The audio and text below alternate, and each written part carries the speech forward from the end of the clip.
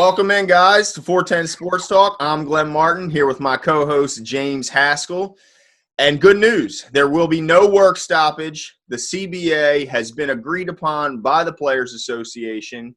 So we wanted to cover some of the terms, some of the new changes that are going into this season as well as the upcoming seasons, because we're not going to see all of the changes right away. We will see some, but then they will continue to unfold over the next couple years. Okay, so let's get right into it. Look, I'll tell you what, Glenn. I'm glad that this at least happened because I can't take no sports.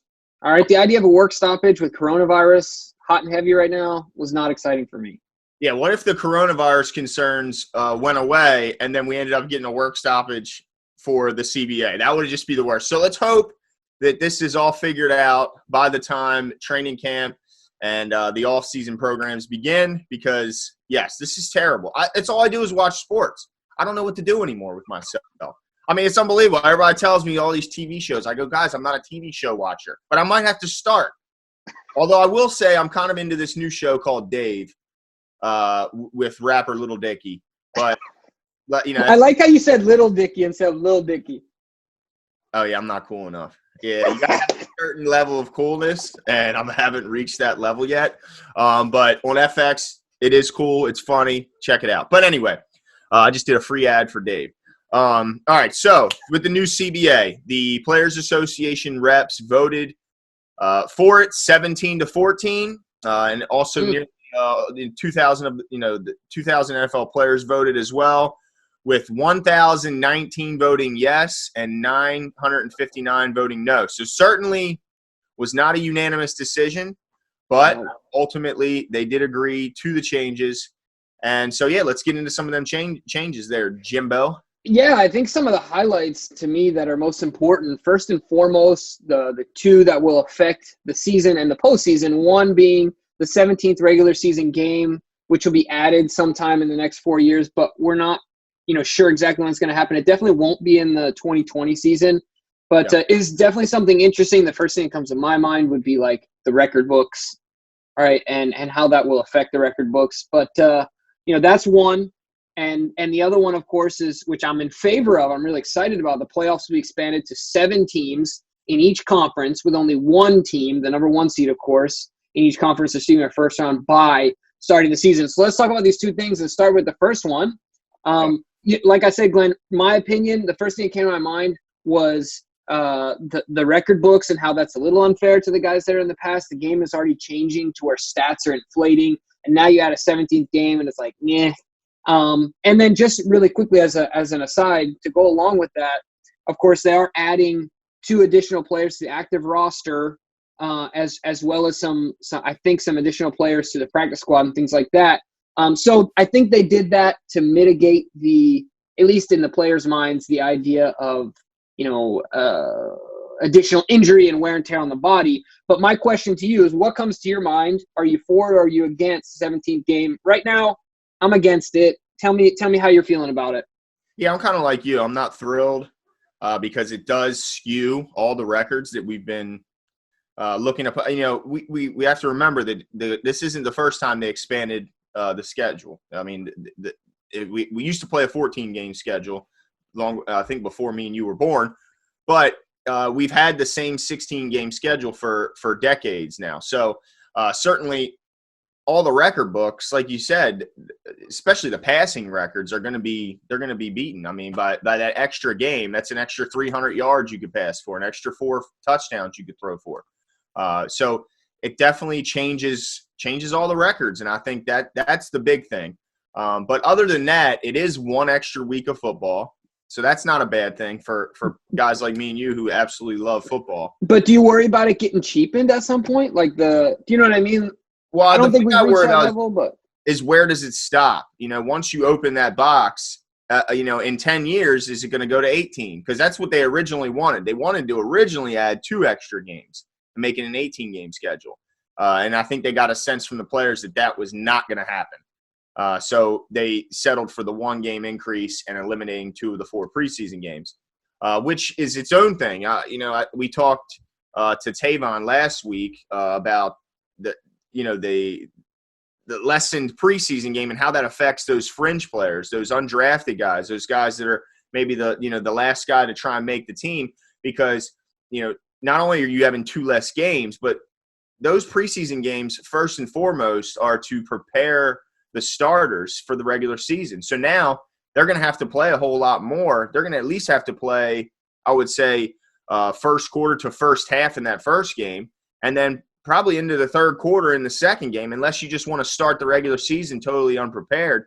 And we remember the 4th preseason game was pretty much dedicated only to those fringe players, and now they don't have that opportunity. So that's a little tough for those guys that are just trying to, like you mentioned, those guys that can make that huge leap from the coaching that they receive.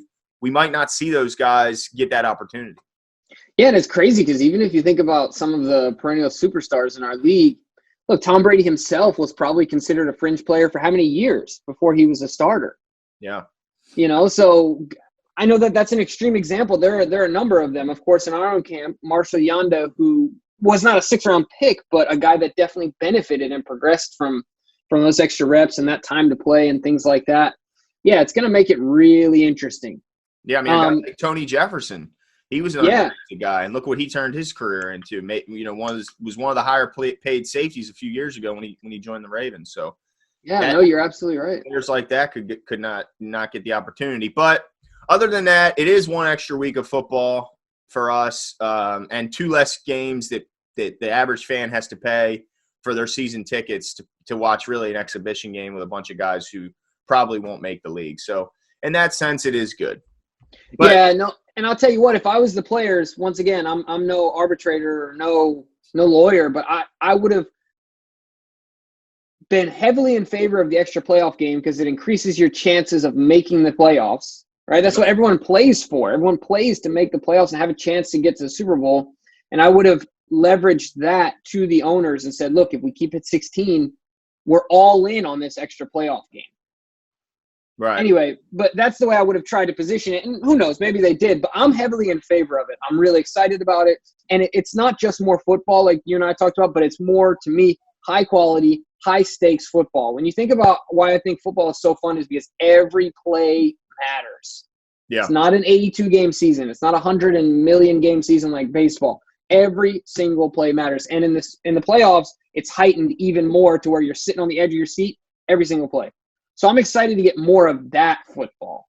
Yeah, and it gives 2 extra cities more time to be interested. It's 2 extra cities of people, of fans that are now going to be more into it at the end of the year. And also, I kind of like the fact that only one team gets the bye. It really puts that emphasis on playing to the very end of the season. You're not benching any of your players because I'm sure it's going to be a tight race to get that number 1 seed, and it really puts a value on winning that number 1 seed. Really, the number 2 seed was pretty much just as valuable as the 1 before, outside the fact that if you run into that number 1 seed, you, of course, have to go to their stadium for that game. But other than that, that was really the only advantage. So I do like that they have that. But let's get into some more of the changes that we'll be seeing. Of course, that the players all current contracts will be amended to account for the extra regular season game with that 1 additional game check. Although the value of that game check, I found this kind of interesting, cannot exceed $250,000. So I guess I'd have to see how they're going to work that out because, as we know, the higher paid players get a lot higher game check than $250,000. Yeah. So that's going to be interesting to see how that changes things. And even, that's going to be a large chunk of guys because even there's a lot of guys that are clearing $1 million a game. There's a lot of guys that are clearing $500,000 a game, right? Yeah. Like anybody with an $8 million a year contract is clearing $500,000 a game at 16 games. Yeah. So you got to include. Yeah. I think you're right. I think. I guess it depends on. We'd have to see the list exactly how that many percentages of players this is going to affect with the cap as far as it not being able to exceed 250. But there's an awful lot of players under that too. That benefit from that extra game check that for sure don't make $250,000 a check. No, absolutely. The other one that I thought was interesting, that I think was a big win for the players that I'm sure Josh Gordon is really upset about. A little late for him. Is the changes to the drug policy. So they're going to eliminate suspensions for positive tests for marijuana, allowing testing only in the first 2 weeks of training camp. So to me, this is great. This is great. I wonder how, I don't know all the details of Josh Gordon's status, not Josh Norman.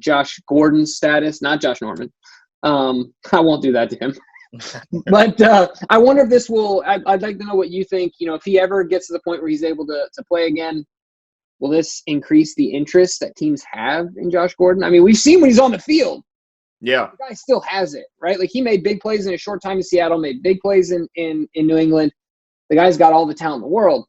But with this now, do you see it boding in his favor?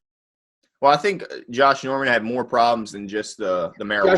Josh Gordon. Jeez, you got Norman stuck in my head. Josh Gordon had a lot more problems other than just failed marijuana tests. He has, some mental issues that he has to get squared away first and foremost before we start worrying about the use of marijuana. But I think there is a ton of players that use marijuana for its medicinal purposes that don't like using the opioids, the Toradol shots, that don't like using all the prescription drugs, and they prefer to use marijuana as their pain management alternative, and also helps with sleep and stuff for these players. We've heard countless players come out after retirement when they feel more comfortable speaking to it and mentioned that it's just it's an alternative they feel is safer and more natural. So I'm sure a lot of these guys are happy. A couple of things that they did also add is a new neutral discipline officer will make the initial decisions on punishments for violating not only the drug policy, but also the personal conduct policy. But however, those decisions can be appealed to the commissioner, and then he will have the final say. So ultimately, it looks like that discipline officer is kind of just I don't know. I don't know how much power that guy actually has when the final say still comes down to Goodell. Yeah, I think it's funny to me because it's just Goodell's way of saying of appeasing the players. It's just this. It's like a straw man, right? Like, there's nothing real about it. Yeah. It's just to check a box. To me, it's all crap. And so I will be willing to. I don't even know if this is going out on a limb too much, but I will bet that when those initial decisions are made, right, when it comes to game suspensions or whatever the case may be, Goodell will amend those more than half the time because he can't help it. He's like a leech. He lives for this stuff. Like, he loves the power. And so I guarantee you he will amend it more than half the time. Okay. Yeah, I mean, look, it's going to be interesting to see how, because he's going to get a lot of criticism if he with the power comes criticism. So it's going to be interesting to see how he manages those decisions differently than he has in the past. The one thing I wanted to touch on about the marijuana testing, you mentioned that it's only going to be testing. They're only going to be testing for marijuana in the first 2 weeks of training camp. And also what they're going to do is significantly raise the threshold for a positive test. Okay. Yeah. Good point. So I don't know what it was. I don't have the numbers in front of me, but I'm sure now, I don't know if it was as far as like maybe if you were just around it in the room and you're inhaling just the after effect, the smoke that's coming off of it, and you're not actually doing old hot box. Yeah, if you're even in the room, I wonder if you were being testing positive for that, and then now with the raised thresholds, if that will be kind of alleviated or whatever. But really, what this comes down to, if they're only testing in the first 2 weeks of training camp, it kind of to me just says it's more of like an idiot test, because if you know when the test is, it's only during this time, and you still fail, then you're kind of just an idiot. Because I mean, what, you can't kick it for 2 weeks? I mean, you can't, like, come on, man. Like, if you can't, especially considering they're doing it in the first 2 weeks of training camp, so it's not like you're in the middle of the season when your body's hurting, you're aching, you're traveling, you're trying to get some sleep. You don't want to take opioids, so you take some you smoke some marijuana. So to me, if you fail when you know exactly when the test is and it's only 2 weeks at the very beginning of training camp, then you're just not the brightest bulb. Yeah, no, and the other thing that comes to mind too is, we have players, everyone has heard players talk about getting shots before the game or taking prescriptions before the game. The one thing I will say is I'm no expert in drugs here, but I think that there's a significant difference between the way that you can react in a sport environment when your state of being is altered by marijuana in comparison to some other painkillers. Mm-hmm. I wonder if that will show itself or manifest itself more based on the fact that maybe more players will be doing it. I don't know. Like, does it make sense for them to do it pregame? Do you see what I'm saying? I don't know if that will cross their mind. And there'll be more guys in the game that aren't high on opioids anymore, but they're high on marijuana. And I don't know because at the end of the day, it's about the product, right? The NFL wants their product to be high quality, engaging, everything like that. I don't know if that would make a difference. I don't know enough about it, but it's just another thing that that crosses my mind. Yeah, I think something like that is going to vary player by player. I think you mentioned Josh Gordon. He countless times has said that he was high and even drunk during his career during the games. And you mentioned he still was able to play at a pretty high level. So I think that would become player by player. So certain players may feel, and I've experienced this growing up in sports that I've was playing when I was younger. Some people felt that it helped. Now whether most people I think disagree, because I think you mentioned that the lowered reaction timing, maybe slightly lower coordination, stuff like that. But some of it's like the placebo effect. So if you feel like it helps you, it just gives you confidence. And we know a lot of the NFL is just confidence. So some people may feel it helps them, and it could all be psychological, whatever it is. But we'll certainly see. I bet if they go out there and play all, high up and they play poorly, they might not do it the following week. So really, it's going to be player by player. But a couple of the other things, and we mentioned this in our last episode with Tavon Mason, that they will be adding 2 additional active roster spots as well as just roster spots, period, which is something that the coaches have been asking for a long time. I know Harbaugh has mentioned it in a lot of his conferences. And that just makes it a little bit easier and a little more versatile with who you have active and who you don't. And then also the one thing that I wanted your opinion on that we also talked about, Tavon, is it is official. They will be limiting the padded practices down from 28 all the way down to 16. And also padded practices will be limited to 2.5 hours down from 3. So what's your feelings on that becoming official? Yeah, this one is hard for me to take a definitive side on because I get both arguments and both arguments are valid. I see one side saying, look, we need the reps, we need the time. They talk even about, and I don't know if this is, I'm sure there's no scientific, well, maybe there is some scientific evidence behind this, but you've heard coaches talk about like, you've got to get prepared for game day. And the only way to do that is to like blister you up, really get the body going. Get the, I don't know if I'm that far to that side. Like you need to beat them up so much they're not feeling it anymore. But at the same time, when you're limiting those reps in general, these young guys, like we talked about at the beginning, and especially the offensive line that is a unison, right? They need to work as one organism, right? Like that's the way that they work. They have to be one and the same, not individual parts. Yep. And it's got to be really hard to do that if you're not doing it, if you're not simulating live action. Yeah. To me, it's like playing a video game of battle and then going out on the battlefield. 2 different things. Yeah. You can only get so good by playing the sniper in a video game before you got to go out there and do it in real life. You mean my Call of Duty skills wouldn't translate to the battlefield, bro? Because I'm telling you, when I'm locked and loaded, I feel like I'm gaining some strategic and tactical knowledge when I'm playing No? Is that what you're No, I don't think so. No. All this time. I thought I was prepping for the apocalypse all this time, bro. I would bet that you would learn more in 1 day of live battle than you would in all of that experience playing video games. Dang, man. All this time I thought I've been prepping. Dang, But I honestly think that it's about the same. I would bet that a week or maybe longer of like walkthroughs and non-padded practices, you get a certain amount out of that, but I think equivalent to that is 1 day of live, bullets flying, all steam ahead, live padded practice, right? So it's just hard for me. So if I had to pick one side, I wish it would have not been such a drastic number that they dropped it by. They dropped from 28 to 16? Yeah, big drop.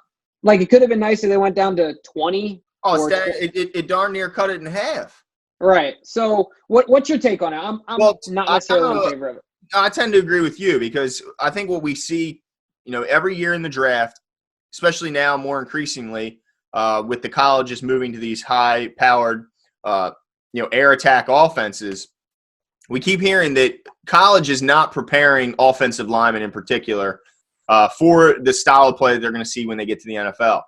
And part of that is the lessened padded practices that you see in college because of their rules.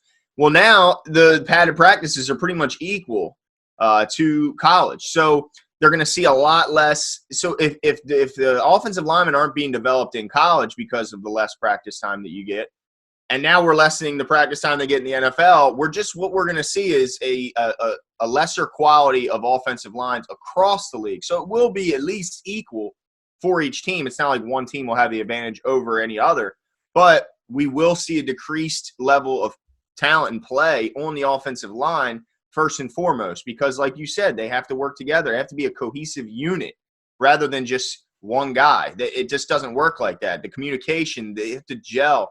So I think we will see a lessened, ability to pass protect and run block. So I'm not a big fan of that. Now I've never been a big proponent of you have to callous your body in really Right. any sport. I think you have to get used to it and you have to get accustomed to the physicality. But I don't believe, like I see, even in like professional fighting, I'll see players, tighten up their stomach muscles and just letting another guy go at their body. I don't know how much that really helps, or if you're really just beating the guy up and then he's going to heal. Right. But I do think that the less time they have together in pads, it's going to affect their play. So yeah, I'm not a big fan of it. I don't know why one extra game means you need to cut the practice time in half. I don't know. I guess we'll have to see how that kind of affects the game on Sundays, but I'm not a big fan of it. But, of course, I'm not a player. See, I was one of those unique people when I was a kid growing up. I liked practice. I heard a lot Yeah. of my teammates say they didn't like practice, but I thought it was fun because I loved playing. So you're telling me I get to play more? I mean, even if it is only a drill, I loved like when I was playing baseball, I loved shagging fly balls. I loved, taking grounders and zipping them over to first base. I enjoyed it. So I'm certain some players are bummed, and some of the other ones where it comes more naturally for them, where they don't need the practice, maybe I'm sure they're happy. But, Yeah, I think overall, I think what we're seeing is that a lot of guys with high influence, high paychecks are their influence is trickling down into the rest of the league, right? Those happen to be the vets that are on their second, third contract. That just seems to be the way it goes. Yeah, and they also made another amendment. That players can miss as many as 5 days of the offseason program and still earn the full offseason workout bonus. So we'll see, like in the preseason, guys have patches, whether it be like a barbell and all that stuff. Certainly the Ravens have it, and I know a number of other teams do as well. So they won't be having to have 100% offseason participation in order to still receive their full offseason workout bonuses, which is fine. I mean, I don't mind stuff like that. 5 days is not a ton. It's not like they're giving them, 10, 20 days off. So I don't mind that. And then also retired players get a big benefit in increasing under the new deal. They get a boost in their pension and as well as some increase in their medical insurance as well. So that's kind of nice. I like that for the older guys, the guys that built the league. That's nice to hear. Yeah, no, absolutely. I totally agree. That piece I was definitely a proponent of and really excited about. The only sucky part is that means O.J. Simpson's going to make more money. Oh, my God. How old is he now? He's getting up there. I don't know, man. Yeah, that guy's crazy. But that's just one guy. And also, and this will affect everyone, including the Ravens, the salary cap has increased to $198.2 million for each team, which is an increase of $10 million from last season. So, and boy, do we need it. Yeah, and all teams will need it because of the increased roster spots. And as we mentioned, the practice squad, of course, goes from 10 to 12 and eventually to 14 in the upcoming season. So So yeah, more roster spots means more money for the players, which I'm sure they're happy about, and more opportunity for the players in the sense that there are 2 extra spots available. Right. So, yeah, it's pretty cool. We're excited about some points of CBA, not excited about others, but overall we're excited about the offseason NFL, the things that are right around the corner, and we're going to keep talking about that. So hope you guys enjoyed the video. If you're getting value out of it, make sure to subscribe, hit the notifications button, and give us a like. That way more people end up seeing our videos and enjoying the same things that you guys are. Hopefully you can handle our ugly mugs. But you're yourself, young man. But we really appreciate you guys listening in and subscribing, so make sure to continue to do so, and we will be back soon. See you.